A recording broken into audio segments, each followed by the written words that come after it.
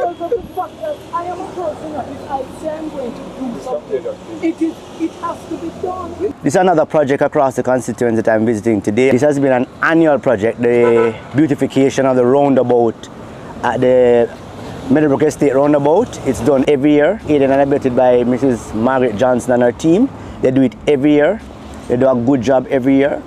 We also added on a little more work this year to that park, that little area across there. It's not a park. It's just an open lot was what we bush out because a lot of persons using it was very, very overgrown.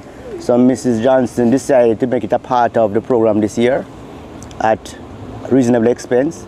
And I'm quite happy with the work that was done, but I'm always happy with the work done by the Meadowbrook Estate team, and the work speaks for itself.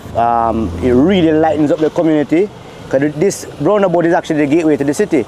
Most persons coming in from the Henry Park intend this, everybody pass this roundabout right here.